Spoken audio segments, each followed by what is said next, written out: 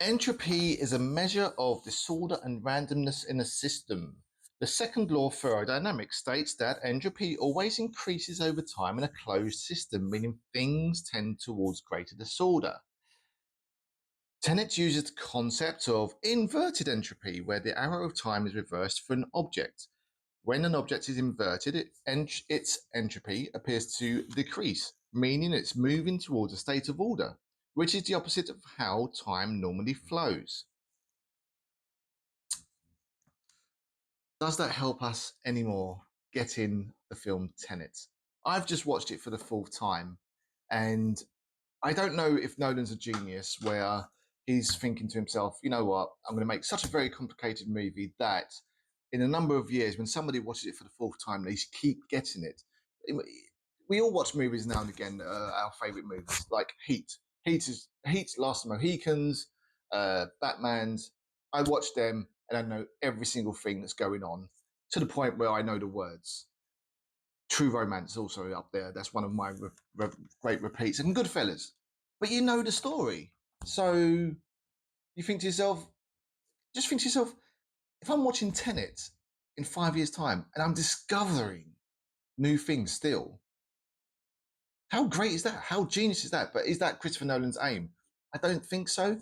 I don't know if he's given us too much faith in his audience.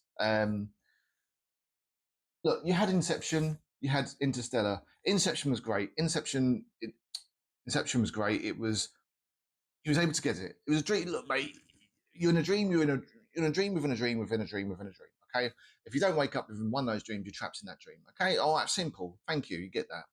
And it's also quite unbelievable that it's believable. You just think, okay, yeah, well, we can accept that. It's a fantasy movie, isn't it? It's sci-fi fantasy. Then you've got Interstellar. You've got black holes. We've been dealing with black holes since we were kids. You see it in cartoons, you see it in films, you hear it talked about, not every day in class. I don't know what they're teaching in classes nowadays, but let's not go there.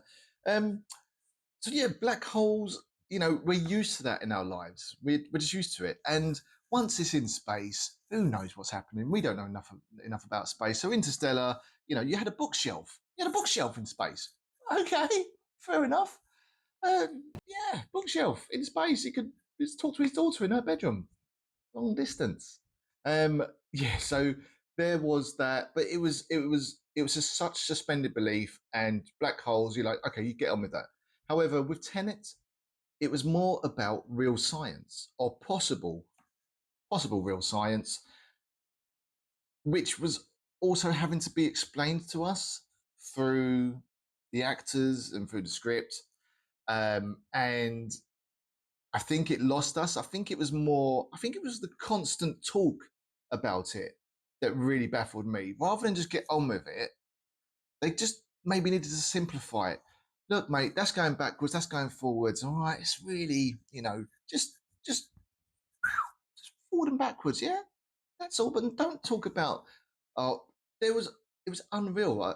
Just make sure if you see her going through the door, you're not going through the door because you're going upstairs because the stairs is down there. If you don't go across, you're going to go to the moon, right? Okay. And if the car's not going forward, you're going backwards because you're in the wrong gear because you're going to the left or right. All right, yeah, you got it. Sweet, thanks, mate.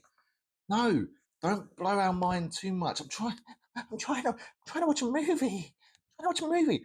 And look, Nolan's the most sought after director. He's great. He's up there with the Spielbergs, the Scorseses, the Kubricks, the Michael Manns. He's one of my favourites. He's done a beautiful job on Batman. He's got the Odyssey coming out, which I'm just hoping is more of a chronological, just a straight timeline. Let's look. Don't baffle us anymore, please, or don't baffle us as much. Just listen to the fans' response. Maybe it's just me. Maybe I am just a bit stupid. But I found Tenet. It's a beautiful play, a beautiful film, beautiful shots. Beautiful boats, lakes, the beautiful Elizabeth Debicki. Just some gorgeous shots, beautiful set pieces. Love the set pieces, the plane into the airport, the last battle, the music, a bit of Hans Zimmer, showing his face again. I think they're just a great partnership. Um, but yeah, you just go a little bit too far with the theory. That's all, and you shouldn't be walking out of the cinema baffled. And then twice over, baffled. And third, still a little bit baffled. As I said, I just watched it for the fourth time. And as much as I get it a little bit more now. Is that a good thing or a bad thing? Should I be getting it more? Unless you're a scientist with a degree in science, it's not going to be the most easiest of things. And even then, do you want it presented in that way? People talk about the issue of sound. I did like that concept because in real life, you do have issues with sound. You're out in environments and you struggle to hear somebody sometimes. So I liked that whole thing. One thing that did blow my mind, and I'll leave you with this before I go, and let me know in the comments what you think about the movie, whether you got it, whether Nolan's going too far, who knows. But let me know in the comments and we can have a little discussion. What I want to know is at the end with Robert Pattinson and then David Washington, they're having their talk about David's like, oh, did I know you before? And he's like, yes, mate, we have some good fun together, etc. Now, is that implying that David has lost his memory of what's already happened because is it constantly happening? Or has David Washington and Robert Pattinson had previous experience or other missions that they've been on together? So that makes me beg the question: is there going to be a sequel?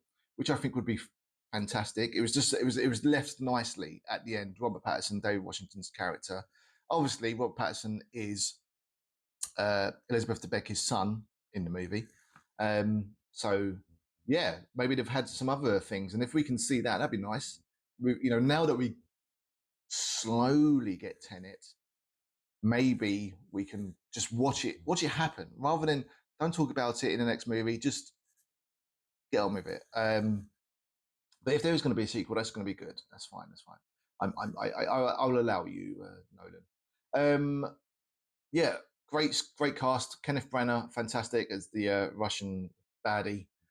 You got Aaron, who's possibly the next James Bond. Aaron Taylor Johnson, who was great in Nosferatu, by the way. If you haven't seen Nosferatu, do watch that. Very surprisingly good, and yeah, good movie. And he did really well in that. And he did well in this as the geezer in the army. All right, geezers, we've got to do this. Anyway, let me know what you think in the comments. Hope you're all well, and I'll see you on the next video. For me, I think this is the end of a beautiful friendship. But for me, it's just the beginning. We get up to some stuff.